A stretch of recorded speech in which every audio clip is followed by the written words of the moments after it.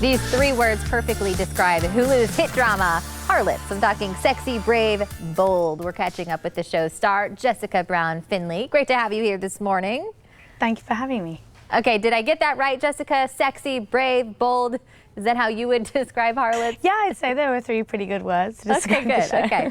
Well, Harlots is set in 18th century London, right? It is, yeah, at a sort of booming time of the economy. It's a very exciting time. Well, I'm so fascinated by this storyline. Talk about the stories behind these women. Is it based on real women? There was a list called the Harris List, which was a book, which was a very in-depth, very brutally honest review of the women in London and the services they offered and what they did and where they were from, how they'd got into the industry they were in. And so many of those women, sort of elements of those women are sort of featured in Harlots.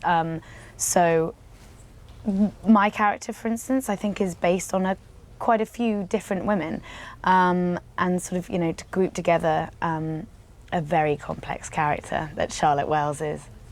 Okay, so now we're heading into the season finale, but to help our viewers kind of get caught up on maybe what they missed, I know a lot has happened, so what are some of the key things that we should know getting us to this point, bringing us to the season finale? Well, Harlot starts with a family, the Wells family, and our mother owns a brothel, and the two daughters, one of which is very young and who is very new to this world.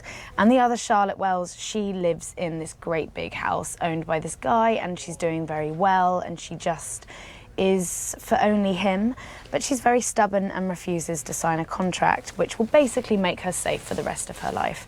But she doesn't work that way, so she refuses, and things kick off, and slowly these two brothels, one which my mother runs and one which is run by the infamous Lydia Quigley, two very different brothels, make this world a very competitive, cutthroat place to be, and their rivalry really grows, and the things they get up to are sort of, I mean, immense, to sort of bring each other down. And as the finale goes on, as we get to the finale, I think we get to understand that little bit more, why there is so much rivalry between these women.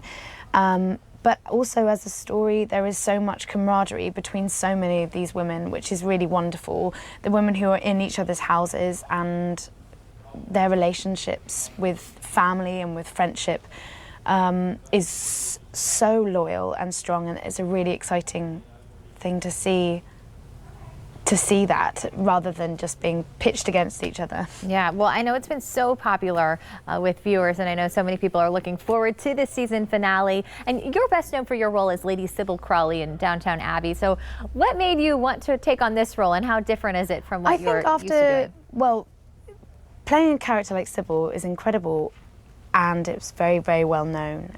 But Charlotte is so different.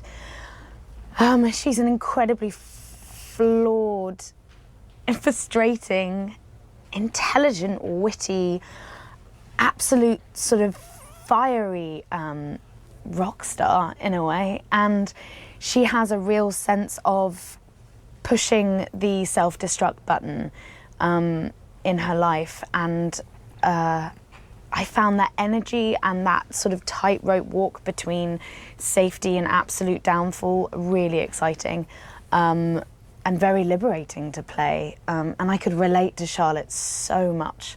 And when you encounter great writing, like I did on this, and the opportunity to work with so many incredible women, and to be part of a project that is written, produced, directed by women and is doing something that felt in its energy very different, I couldn't not do it.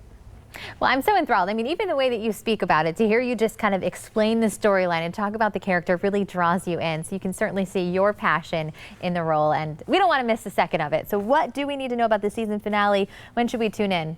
I know it's going to be on Hulu, right? Yes, it's on Hulu Wednesday, May 17th, and all of it's there to stream. You can binge watch it or like tune in for the finale, and it's all there and it's ready to just be devoured. Well, that's what's great about Hulu. You can binge watch. It could be dangerous. Thank you so much, Jessica. For more on what she spoke about, head online, check us out. We'll be right there with this interview at fox4morningblend.com.